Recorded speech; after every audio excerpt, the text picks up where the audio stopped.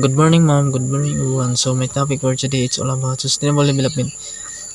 In economic theory and growth theory in a particular. So when we say sustainable development means making sure that we grow our economy without harming the environment, so that we can keep living will now and in the future.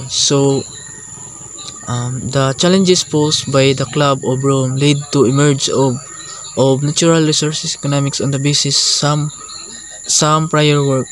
Um, in a simple terms, sustainable development theory in economics it's all about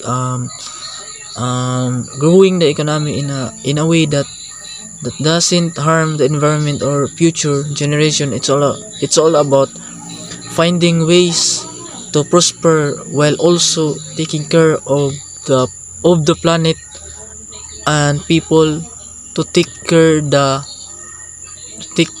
poor to take care the poorest.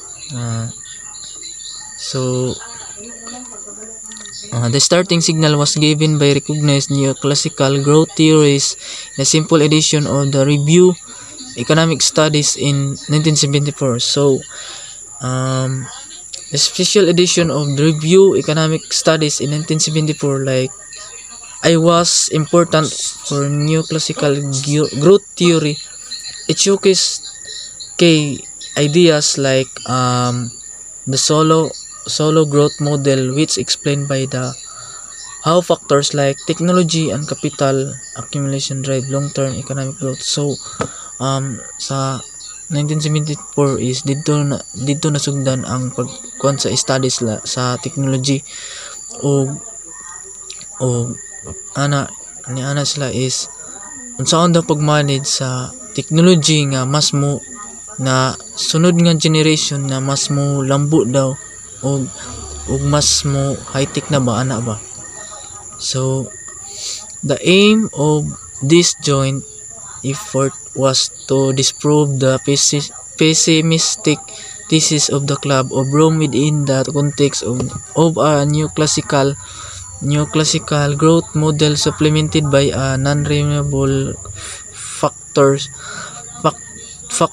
of production. The authors tried to demonstrate that unlimited economic growth would be possible even if production relied on non-renewable. So when we say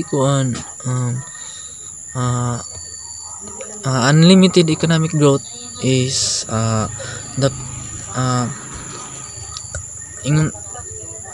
just like sa ako ang giingon ganina nga unsaon pag-manage nga mas mulambo ang resources o sa technology.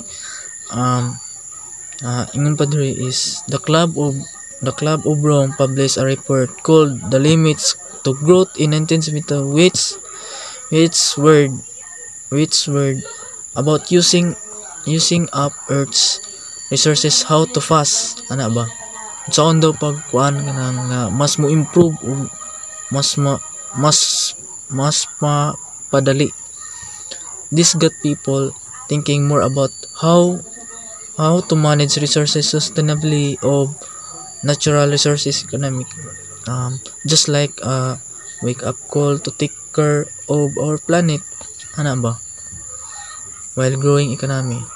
That's all, thank you.